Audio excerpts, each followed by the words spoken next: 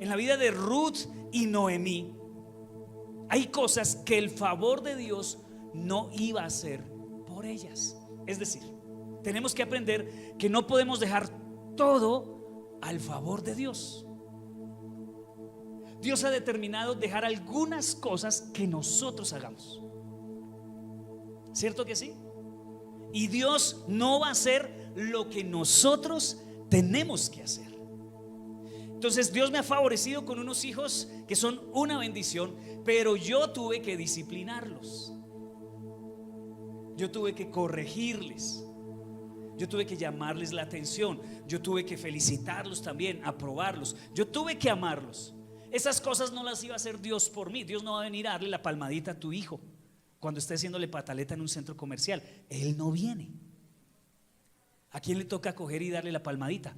Al papito, ¿cierto? El pellizquito o el regaño o el llamado de atención. Entonces hay cosas que hace el favor de Dios y hay cosas que yo tengo que hacer.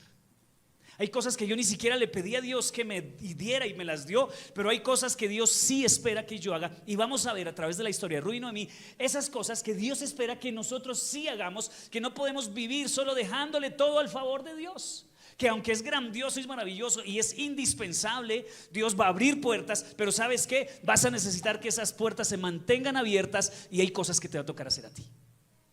Amén. Ay, qué pereza, pastor, tan chévere que estaba esto, que el favor de Dios y que yo como que no tengo que hacer nada. No, tú quieres venir a la oración, hay el favor de Dios. ¿Por qué? Porque hay un espacio para venir a la oración el miércoles, pero tú tienes que poner el despertador, tú tienes que poner el piecito en el suelo, tú te tienes que meter en la ducha, ¿cierto? Tú tienes que decirle a tu cuerpo: hey, cuerpo, no seas perezoso, levántate y anda, Lázaro, y vamos a la oración. Pero hay cosas que hacer. Qué rico esas iglesias que tienen oración en la mañana. Y cuando ponemos oración en la mañana, no vienen. Es el favor de Dios que nos permite tener un espacio donde no nos persiguen. Miren, nosotros somos muy favorecidos con este lugar. A este lado tenemos un taller y allá enseguida tenemos un lugar que hable como a las 9 de la mañana.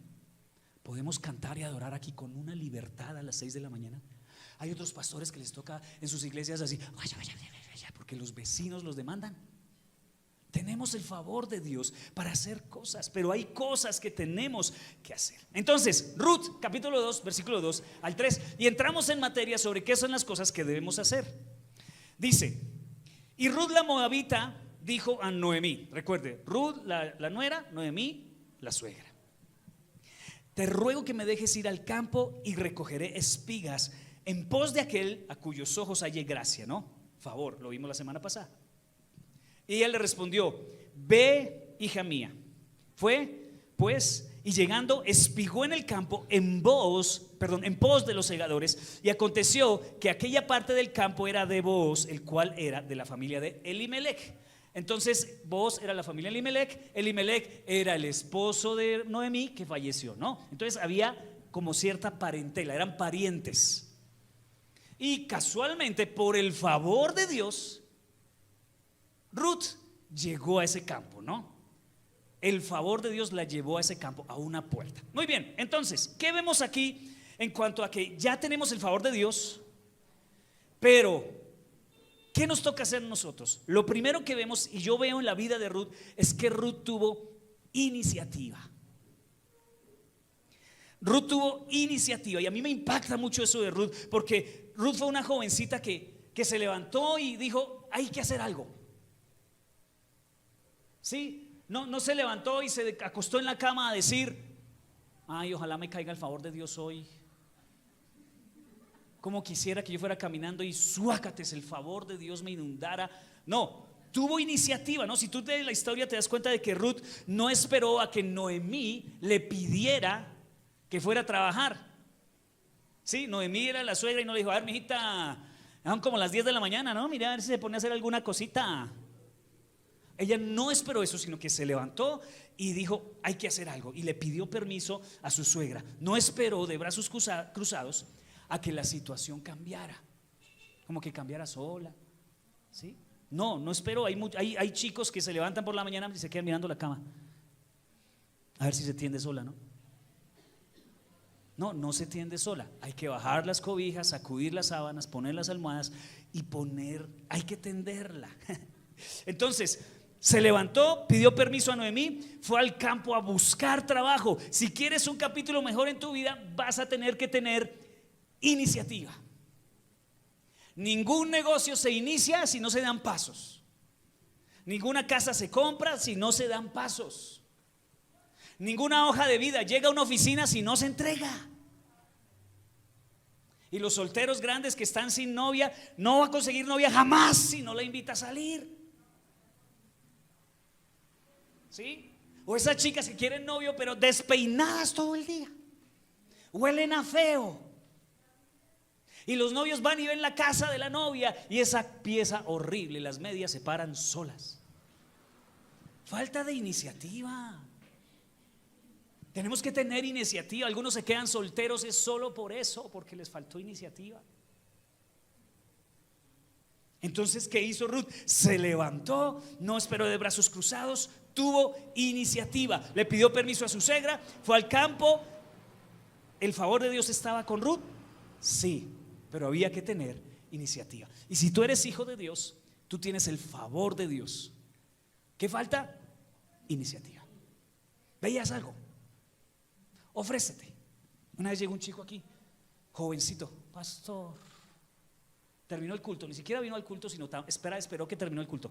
Pastor, un poquito sucio y desarreglado, regáleme 5,000 pesos. Y yo le dije, y muchos me van a decir, pastor tan cruel, pero yo le dije, ¿por qué?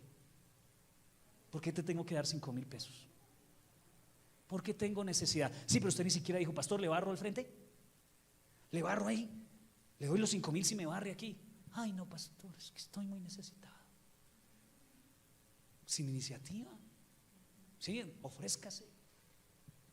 Yo le barro, hágale 5,000, tome sus 5,000, se los doy. Y a veces nosotros cometemos el error de promover eso. La gente tiene que tener iniciativa. ¿Sí? O tu negocio, ¿cómo inició, no? Es que es feo, ¿no? Uno iniciando un negocio, matándose duro, para que llegue otro que nunca tiene iniciativa y deme. ¿Por qué habremos de darle? Tenga iniciativa al menos. Hay gente que ha comenzado barriendo o haciendo cosas más difíciles, pero ¿qué? Iniciativa. Yo le hago lo que sea, póngame a hacer lo que sea. Y usted le hace, y así sea poquito. Ay, no, es que no es de mi nivel.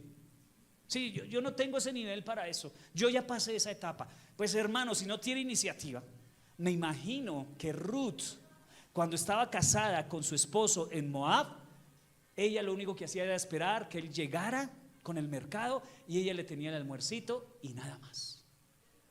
Pero ahora, ¿qué le tocó? Ahora le tocó ir y buscar trabajo. Tener iniciativa. Una de las características de un cristiano sabio es que es una persona que sabe cuándo orar, pero también sabe cuándo actuar. Hay momentos para esperar, pero hay momentos donde hay que salir y hay que tener iniciativa. ¿Hay tiempo para esperar? Sí. ¿Hay tiempo para creer? Sí. Pero también hay tiempo para actuar. La oración, la fe, la paciencia son grandes virtudes de los creyentes. Claro que hay que seguir orando, o sea, sin oración no arranques nada. Y estamos orando y estamos pidiendo al Señor, pero ¿saben qué? La oración, la paciencia, el creer sin obrar, como dice la Biblia en Santiago 2:17, como pueden ver, la fe por sí sola no es suficiente. A menos que produzca buenas acciones, está muerta y es inútil. Ruth tenía una fe viva. La diferencia entre una fe viva y una fe muerta es que la fe viva hace cosas, busca hacer cosas. A menos que produzca buenas acciones, está muerta y es inútil. Y uno dice, pero pastor, ¿en qué momento Ruth creyó? Recuerdan que Ruth le dijo en un momento a Noemí, Noemí, tu Dios será mi Dios. En ese momento creyó, se volvió creyente, porque ella vivía en Moab y tenía otros dioses. Y ya todos estamos ahí, ya creímos. Pero ¿cuál fue el siguiente paso? Levantarse en la mañana y tener iniciativa. Alguna puerta se abrirá. No se abre ninguna puerta si no se toca. ¿Sí o no? ¿Sí? Que no seamos como don Ramón. Don Ramón, ¿y usted no está buscando trabajo? Ni qué tal que me salga. Tenía miedo a salir a buscar trabajo porque de pronto le salía. Entonces vemos en el capítulo 1 de esta historia de Ruth, vemos que Ruth pone su fe en Dios, pero en el capítulo de Dios pone esta fe en acción. El capítulo 2. Entonces creemos en el Señor. ¿Cuántos creen en el Señor? Muy bien. Ahora, ¿qué hay que hacer? Tener iniciativa, ¿sí o no? Tener iniciativa. Pregunte, ¿qué hay para hacer? El trabajo no deshonra a nadie. Ningún trabajo. Es que como vivimos en una sociedad que si tú no eres youtuber, entonces el resto de los trabajos son indignos. Si tú no haces videos en TikTok y te toca de pronto por ahí lavar una ropita, barrer un espacio, atender al cliente, entonces ese trabajo de verdad que es indigno. ¿Sí? Entonces por eso hemos pensado que hay trabajos de menos calidad. Y déjeme decirle algo, es a lo bien. Por ejemplo, en mi vida yo he hecho de todo. He manejado taxi, he sido en los que reciben en un hotel, trabajaba en el turno nocturno en un hotel recibiendo personas. He trabajado en la panadería, he trabajado en construcción, porque el trabajo no es deshonra. El trabajo no es deshonra. Lo que haya para hacer se hace. Lo que haya para hacer. 2:17 al 18 dice: Ruth espigó en el campo hasta atardecer y desgranó lo que había espigado, y he aquí que había como 20 kilos de cebada. ¿Cuántos? 20 kilos. ¿Cuánto es una arroba? 25, ¿cierto? Entonces casi una arroba. Lo tomó y se fue a la ciudad, y su suegra vio lo que había espigado. También sacó lo que le había sobrado de la comida después de haberse saciado y se lo dio. ¿Qué dice? ¿Qué es lo que nos enseña Dios? Que el favor de Dios no nos exonera de trabajar. El favor de Dios no nos exonera de trabajar. Así que el segundo punto, después de tener iniciativa, es el esfuerzo. El esfuerzo. El esfuerzo. La semana pasada dijimos que el favor de Dios estaba sobre la vida de Ruth, ¿cierto? Pero vemos que a pesar de que ella sabía que había recibido favor de Dios, ella tenía que esforzarse y se esmeró. Es decir, ella se dio cuenta que tenía favor porque se le abrieron las puertas, pero sin embargo dijo: ay no, ya me relajé, ya encontré un lugar donde me voy a sentar a ver trabajar. No, hágale, mija, todo el día espigue. Todo el día espigue al sol, con el sol a la espalda. Se esforzó y se esmeró. Por lo tanto, si tú quieres escribir un nuevo capítulo de tu vida, vas a tener que esforzarte.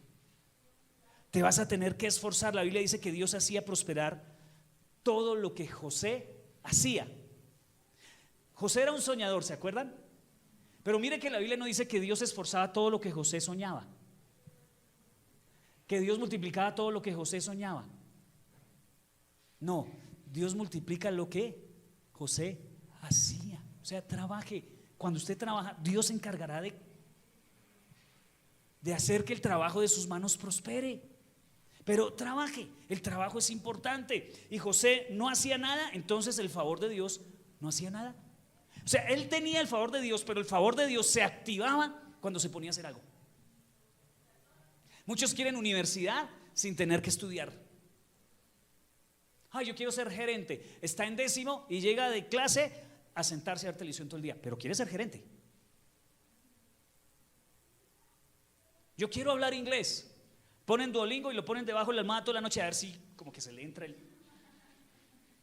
Así no funciona, se necesita esfuerzo. Miren, no creas anuncios que te dicen: aprende inglés fácil, o ningún arte fácil. Cuando te dicen fácil, no, hijo. Miren, Jacobo toca hoy batería y cómo se ve bonito, ¿cierto? Él lleva más de 10 años dándole para llegar al nivel que tiene hoy. Esfuerzo. Ay, tan chévere que toca Jacobo, ¿no? Tan chévere que canta Juliet. Ay, tan chévere que suena. Son años de esfuerzo. La gente piensa hoy, en la época del facilismo, que todo es así, que lo obtiene de un día para otro, sube un tutorial y ya es presidente del país. Sí, ese fue el error que cometimos, ¿no? Que pusimos a personas que no querían esforzarse a gobernar. Y ese error lo pagamos nosotros, pero no lo vamos a volver a cometer, ¿sí o no? Vamos a poner personas esforzadas. que den ejemplo de trabajo para que la nación sea una nación que trabaje y produzca. El favor de Dios va a estar es en lo que tú haces y donde tú vas. Escuche esto. Cuando estaban en el desierto del pueblo de Israel, había una nube de fuego que los guiaba en la noche y una nube en el día que los protegía del sol e iba adelante y los iba guiando. Y se murió Moisés.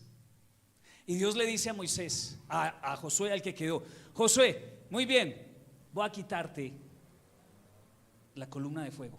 Se levantó Moisés el primer día y llegó y se asomó y no había nube ni nada por el lugar.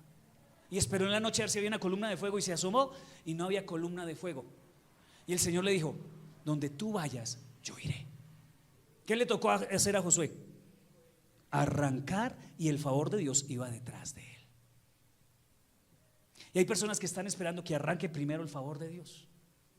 Sí, o sea, como que le llegue las llaves del carro por debajo de la puerta, que alguien le bote las escrituras de la casa por debajo de la puerta, ¿cierto? Que le llegue una oferta laboral por debajo de la puerta, sí, que lo llame el príncipe encantador o la princesa rosadita, que sea ella la que tome la iniciativa. Hay que esforzarnos, hay que esforzarnos. Yo siempre le he dicho a mi hijo: esfuérzate para que seas un gran hombre, entonces te vas a conseguir una gran mujer. Pero si no se esfuerza, no crece él, no le mete nada a su cabeza, ¿qué va a seguir? ¿Qué va a conseguir? Mire, todos van a conseguir una persona de su nivel. Esfuérzate para convertirte en esa mujer para que tengas ese gran hombre. Esfuérzate en convertirte en ese gran hombre para que tengas una gran mujer. Pero eso va a requerir esfuerzo. Dígame si usted con una profesión, con un título, con un máster, con no sé qué, las chinas no se le van a babiar al lado. Y una chica que ya es independiente, que trabaja sola y que tiene su economía, porque no está buscando que un marido la mantenga y está buscando a uno que la saque de la casa porque es que mi colchón está lleno de pulgas y él le promete un colchón sin pulgas. ¿De verdad estás esperando eso? No, conviértete en el nivel de mujer para el nivel de hombre que tú quieres. ¿Y eso qué va a requerir? Esfuerzo. Va a requerir que no tengas novio en bachillerato, que no desperdices tu tiempo jugando videojuegos todo el día, que no desperdices tu tiempo gastándote la plata de los papás en trago o en otras cosas. Esforzándote, ahorrando, trabajando. Ruth era una mujer trabajadora, era una joven esforzada, y la Biblia dice que trabajaba desde la mañana hasta la tarde. No, hay chicos que sus papás tienen empresas y le dicen: usted sale al colegio a trabajar conmigo. Ay, esa es una vergüenza. Mis compañeros me dicen que qué maltratador es mi papá. Sí, pero él es el que va a recibir esa empresa como herencia. ¿Y los otros qué van a recibir? Nada. Y además esos chinos terminan 11 y no los vuelves a ver en tu vida. No los vuelves a ver en tu vida. En cambio sus papás los van a tener por siempre. Así que no se avergüencen de que sus papás sean trabajadores y que les ofrezcan trabajo a ustedes desde chicos. Esta mujer se esforzó e hizo trabajo con excelencia. No tuvo vergüenza en ensuciarse las manos. A mí me preocupa, no significa que todas sean así, pero esas niñas con esas uñas tan lindas, ¿de pronto será que es que no lavan ni un plato? ¿Será eso? No lo sé. Que usan guantes. Qué torpe soy. Claro, es que la tecnología avanza de una manera impresionante. Entonces, Ruth no tuvo vergüenza con ensuciarse las manos para ganarse el pan. No te enojes cuando tu papá te dice: te doy 5,000 si haces este trabajo. Agárrelo, mijo, sea de negocios desde ya. Y enséñele a su hijo también el valor del trabajo en algunas cosas, pagando por algunos trabajos. Enséñele a las personas que si tú no haces un trabajo, tienes que pagar para que alguien lo haga. Tú no haces oficio, tienes que pagar para que alguien lo haga. ¿Cierto? Eso es importante enseñarlos. Toda la ética de trabajo cristiana es muy importante que la enseñemos. El esfuerzo hace parte de la ética de trabajo cristiana. Y todo lo que llegue a tu mano, sea grande o pequeño, hazlo con esmero, hazlo con esfuerzo, hazlo con excelencia. Recuerda que el que es fiel en lo poco, Dios lo va a poner sobre mucho. Usted va y mira, un gerente fue un buen mensajero, alguien que hizo los mandados, un buen padre aprendió mucho de sus hijos, de siendo hijo. ¿Por qué será que sus hijos salieron tan rebeldes? ¿No será que usted cuando hijo era así? Los hijos le pelean hoy por hacer los mandados. ¿Cómo era usted cuando le mandaban a hacer los mandados? Así que todo lo que te pongan a hacer desde pequeños en la casa, hazlo con excelencia, porque Dios ve eso y te va a dar mucho porque fuiste fiel en lo poco. El trabajo que hacía Ruth parecía insignificante, ¿no? Pero fue la puerta que Dios usó para bendecir y promoverla.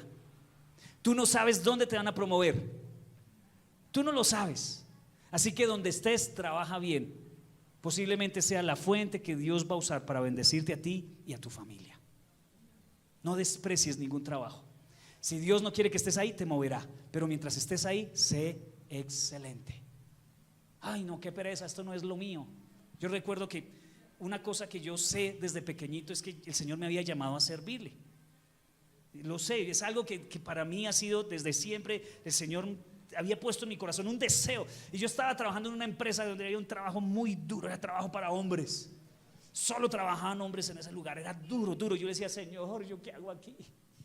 Si tú me llamaste a servirte, pero voy a ser fiel en este trabajo. Yo sabía que Dios me había llamado para hacer otras cosas, pero mientras estuve en esa empresa no di jamás nada que decir a mis jefes. Rendí, hice mi mejor esfuerzo, ganaba poco, era fuerte el trabajo, pero fui fiel. Y Dios me fue promoviendo en los lugares donde estuve. Así que no tomes en poco el trabajo que tienes. Tú no sabes Dios dónde te va a prosperar. Ruth 2:5-7 dice: entonces Booz le preguntó a su capataz: ¿quién es esa joven que veo allá? ¿De quién es? Y el capataz contestó: ella es la joven moabita que volvió con Noemí. Esta mañana me pidió permiso para recoger grano detrás de los segadores. Escuche esto: desde que llegó no ha dejado de trabajar con esmero, excepto por unos momentos que descanso en el refugio. Desde que llegó. ¿A qué horas llegó? Imagínese, llegó antes que el jefe. Cuando llegó el jefe ya lleva rato trabajando. Pero hay creyentes que la entrada es a las 8 y a las 8:30 están llamando: ya voy, ya voy. Y salen a las 5 y desde las 4 ya están diciendo: ya salió el jefe, para pegarse la escapada.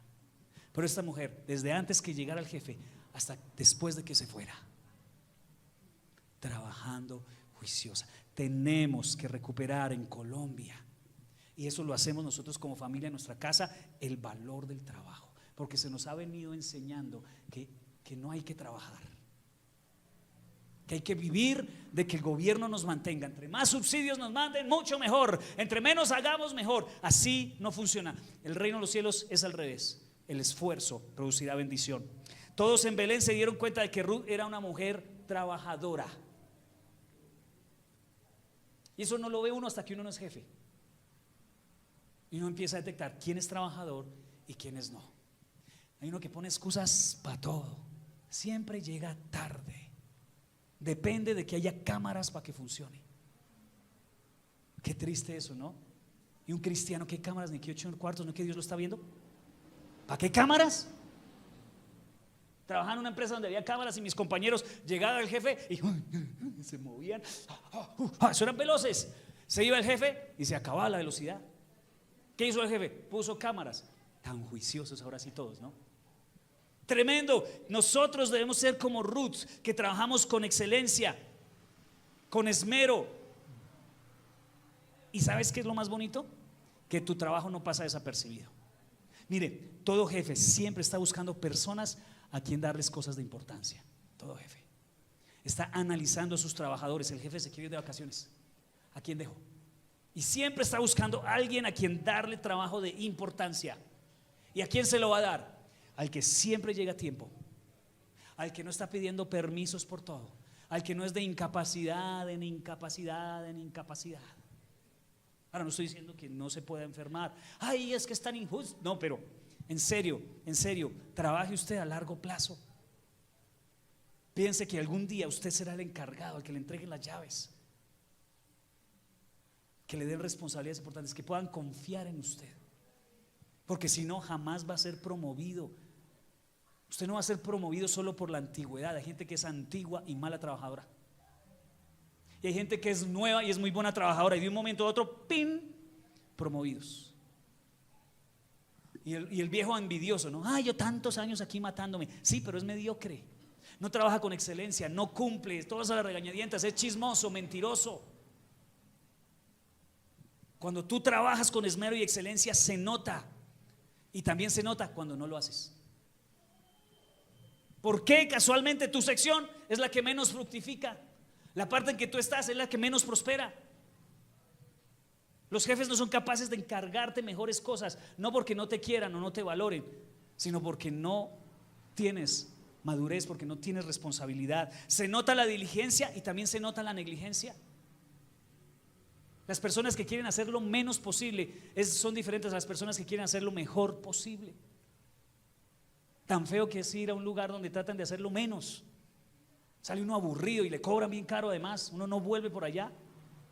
Pero qué rico encontrar lugares donde te dicen: mira, arreglé esto y aprovechamos que lo destapamos para pegarle una lavada.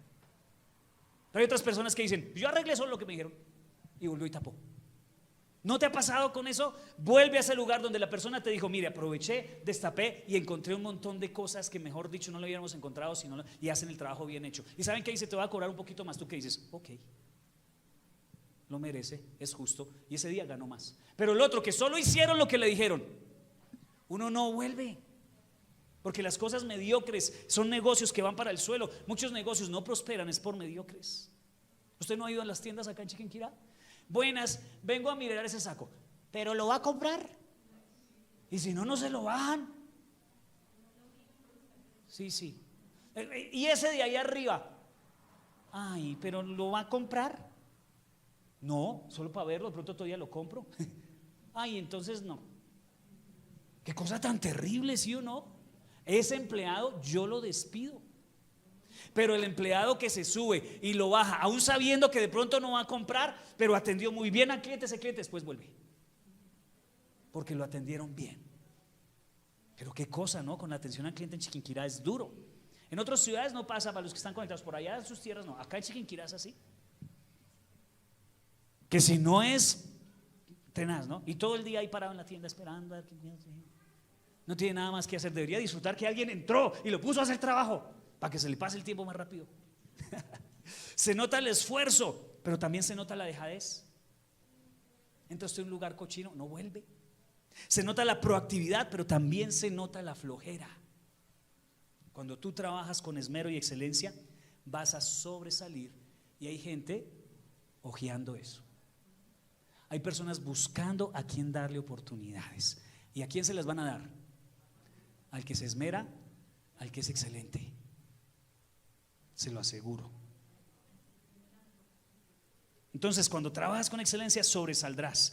Había un campo, había trabajadores, y vos desde lejos nota la diferencia. No era como las otras mujeres o las otras personas que estaban recogiendo. Era diferente, tal vez se le notaba el movimiento, ¿no? Y miraba para allá y tenía más costales arrumados. No sé, se veía la proactividad que tenía esta joven, y todo sobresalía. Y no era por su aspecto físico, era por su trabajo y por su esfuerzo. Y cuando tú trabajas de esa manera, vas a sobresalir. Ella no lo estaba haciendo en ese momento para agradar a nadie. Ni siquiera sabía de tal bols. Ella no sabía dónde estaba. Como que dijera, porque es que hay personas que dependen a quién le rinden, ¿no? Dependen a quién se esfuerza. Si llegó el doctor, ay, con el doctor sí. Pero si llegó una persona común y corriente, haga la fila. Y estando desocupado leyendo el periódico o jugando Tetris en el celular. Pero si llegó el doctor, lo atienden rapidísimo. No, ella no sabía para quién trabajaba. Sabía para quién trabajaba más bien. Ella sabía que Dios la estaba viendo. Y cuando tú vayas al trabajo, no importa que te estén pagando mal. Escúcheme esto. No importa que te estén pagando mal. No importa que tus jefes sean injustos o negreros. Todo lo que un cristiano hace, lo hace para Dios. Siempre que entres a un trabajo, piensa que tu jefe es Dios. Por eso no robas, por eso no llegas tarde, por eso haces las cosas con excelencia, porque es Dios para quien tú trabajas. Cuando haces las cosas para Dios, las haces con excelencia. El favor de Dios le abrió la puerta a Ruth, pero la excelencia le abrió el corazón.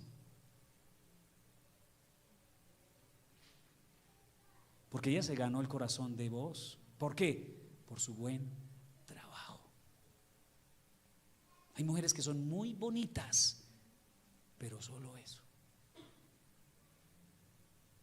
Y hay esfuerzo en ser bonitas, pero no meterle nada al coco. Hay hombres que son esculturales y habla uno con ellos y porque no le meten nada adentro, ¿no?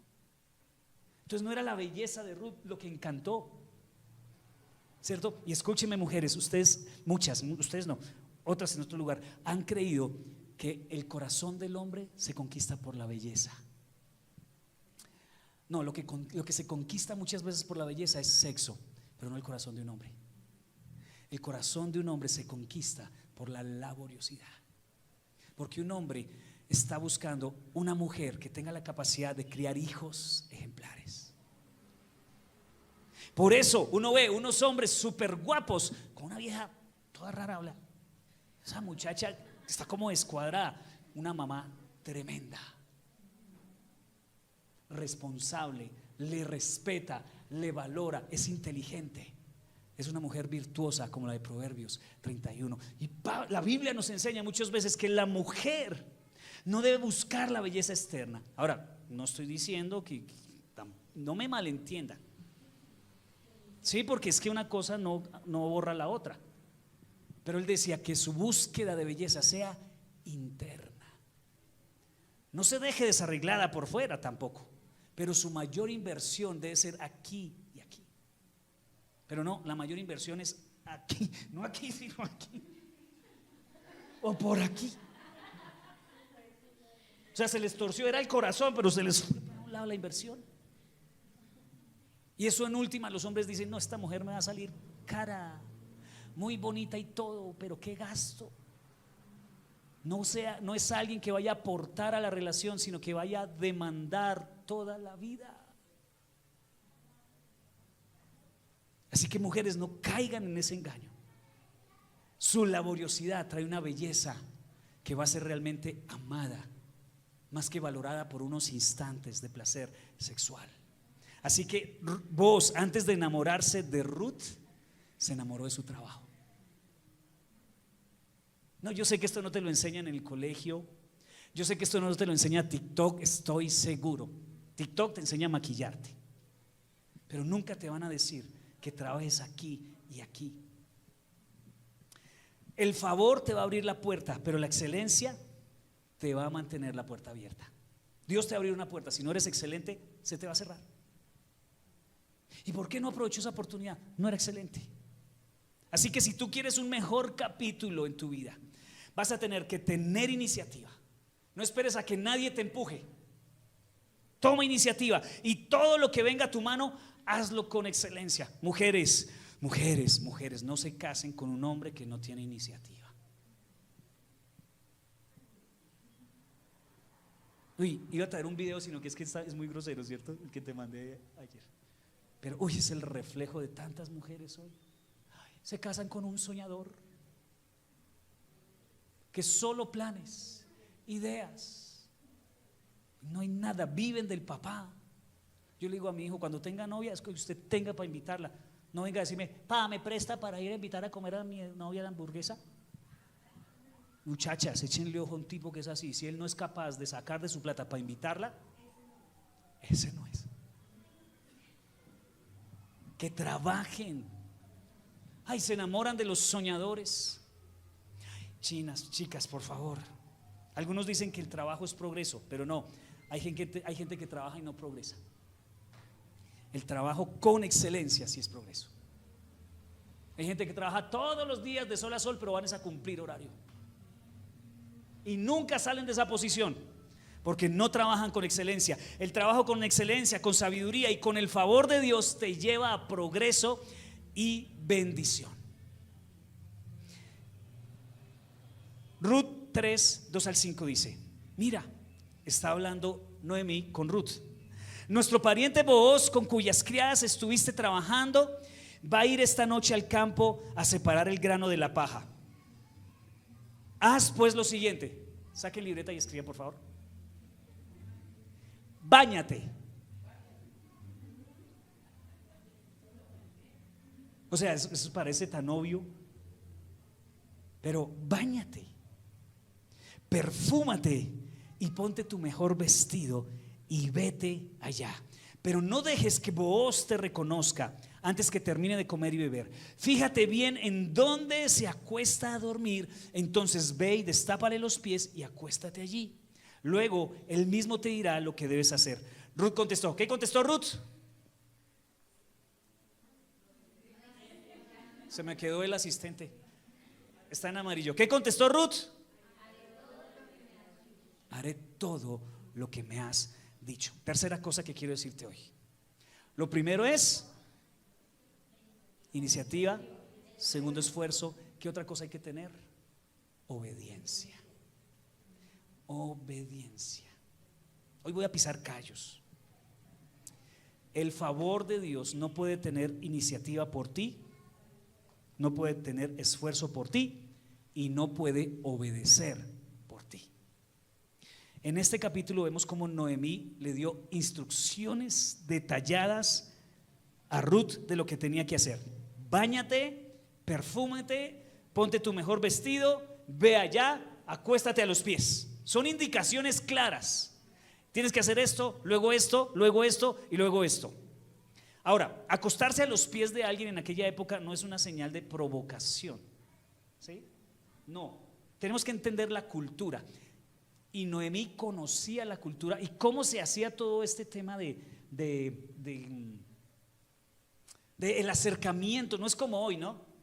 Nos vemos, nos vemos a las 6, sí, listo, y ya salieron. No, era un tema un poquito más complicado y diferente, el tema de las relaciones. Entonces Noemí conocía muy bien los protocolos de la cultura. Ruth no, porque Ruth era moabita. Entonces todas estas cosas para Ruth, bueno, lo de bañarme lo entiendo. ¿Sí? ¿Lo entiendes? Sí, usted también lo entiende. Pero acostarme a los pies, perfumarme, ponerme un vestido, el más bonito que tenga. Tal vez ella no entendía muchas cosas, pero ¿qué hizo Ruth? Exacto. ¿Puedo decirte algo hoy con mucho cariño? ¿Sí? Míreme por favor. Haga caso. Haga caso. Por algo Dios me puso como pastor de la iglesia. Por eso, por algo mi esposa y yo somos los pastores de la iglesia. Por algo soy el papá de Jacob. Haga caso, man. Haga caso.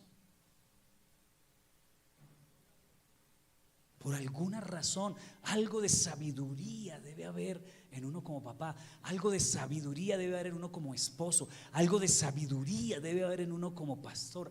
Algo de sabiduría debe haber. Haga caso. A mí me entristece aconsejar tantas personas, predicar tantas cosas desde aquí y ver a veces pobreza, miseria, dejadez, cosas que no deberían ya estar a estas alturas en la iglesia.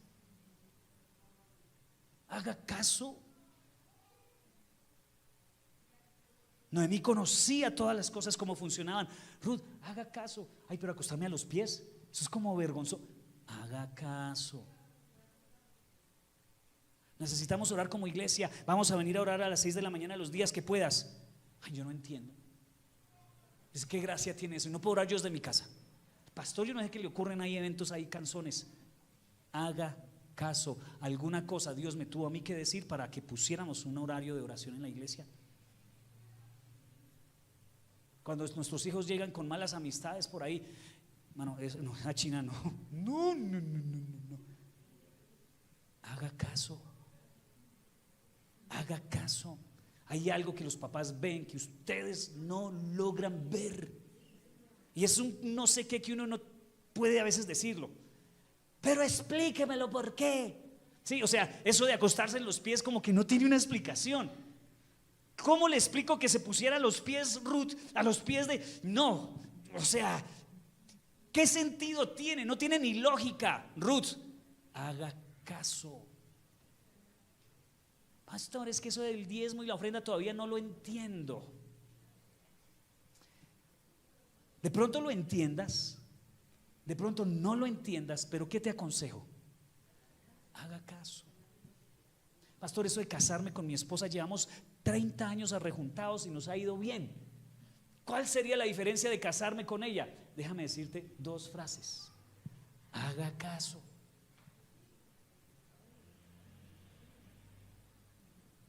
Honra a tu papá y a tu mamá, porque es un mandamiento que da vida, dice el Señor.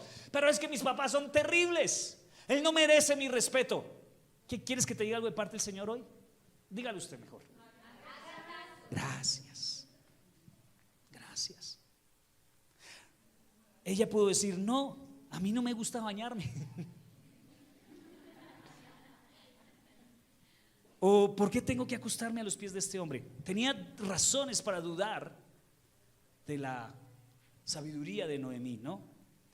Acostarse a los pies, Ruth lo que estaba haciendo era sujetándose a la autoridad de Boaz. Eso era lo que significaba, porque Boaz tenía la opción también de redimirla o no redimirla, y ella se estaba arriesgando a ser rechazada. Y Noemí pudo haber dicho, no, Ruth pudo haber dicho, no, Noemí, ¿qué tal que me rechace? ¿Sabes qué le dijo Noemí? Haga caso. Entonces Ruth se fue por el camino. No entiendo, no sé por qué me lo dice, no sé por qué me lo pide, pero ¿sabe qué? Voy a hacer caso. Y yo sé que usted viene a la iglesia y sale muchos domingos aquí choqueado porque hay cosas que no son iguales a los que dice el mundo. El mundo habla, por ejemplo, de la posición del hombre y de la mujer de una manera, y en la iglesia se enseña otra, y las mujeres chocan con eso.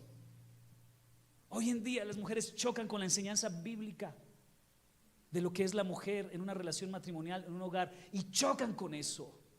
Y pelean porque la cultura del mundo, las ideologías de este mundo van en contra de la palabra de Dios, y cuando se predica o dejan de venir a la iglesia o deciden omitir eso.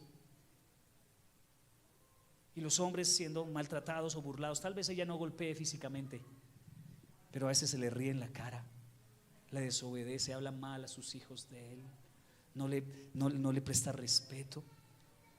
Y los hombres dicen, Señor, yo no entiendo por qué debo amar a una mujer que me respeta tanto. Haga caso. ¿Por qué debo respetar a un hombre que no me ama? Haga caso, porque es la enseñanza bíblica. Y tú no lo entiendes, pero lo que Dios te pide es que obedezcas aun cuando no entiendas.